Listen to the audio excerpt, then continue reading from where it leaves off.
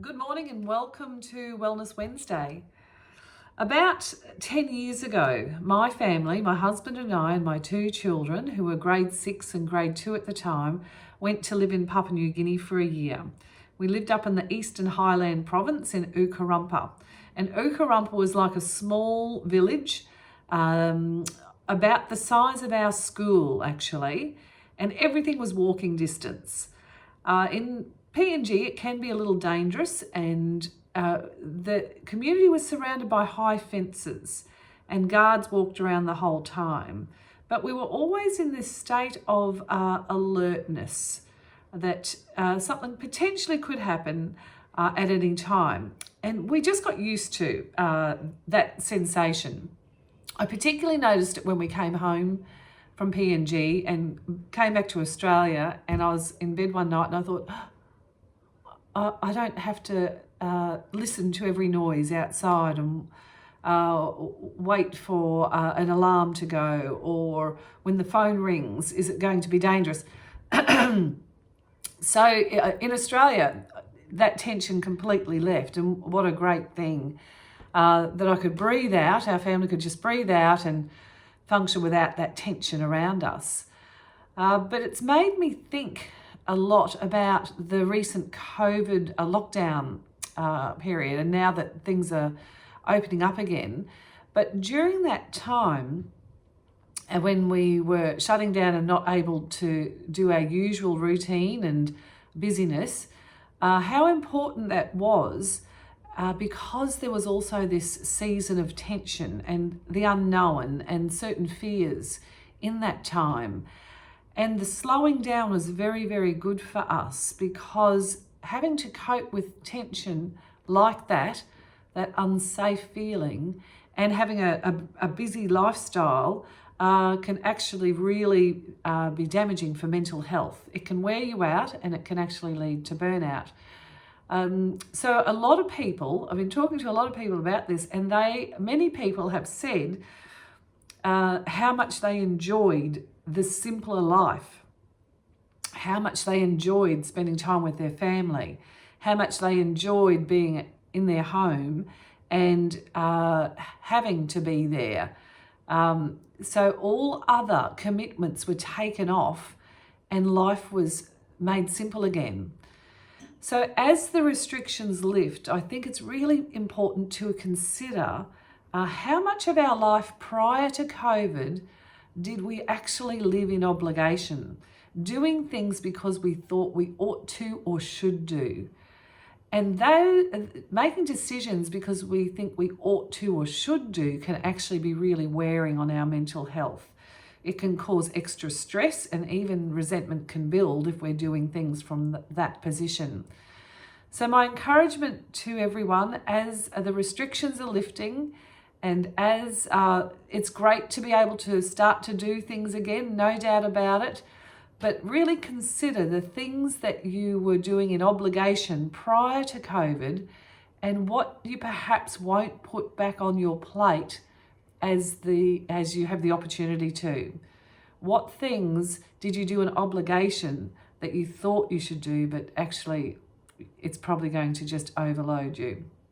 So I have some truth coaches to help with that issue of obligation, and they're adult ones. We have truth coaches from our My Life Rules program there, up on the wall there, which we use every day here at school. So we're always building in healthy mindsets for children here at school. But for adults, I think we need sometimes more than that.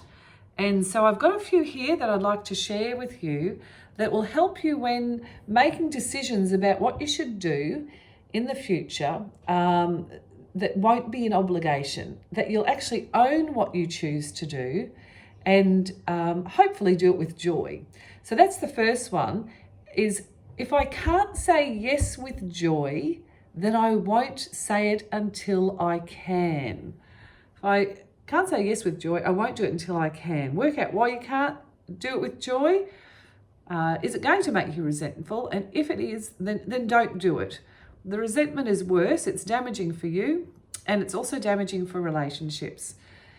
Another big one is other people's feelings are not my responsibility.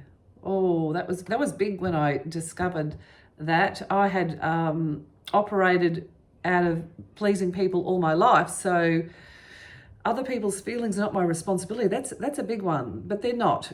I'm responsible for my feelings and reactions, and other people are responsible for their feelings and reactions, and we need to own that. But I need to make choices. It's not selfish, it's just centered and balanced, but I need to make healthy choices for me, and other people's reactions to that is up to them, but I'm not responsible for that. Which leads to disappointing others is not fatal. Now, we don't like to disappoint others, but we can't really call ourselves fully mentally healthy until we're able to move past being scared to disappoint others.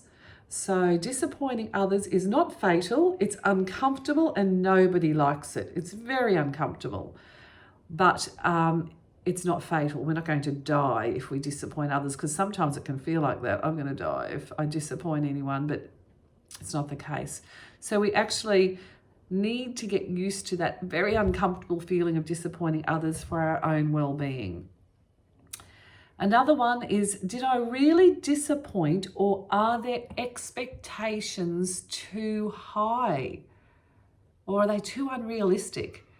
Did I really disappoint, or are their expectations of me just too unrealistic?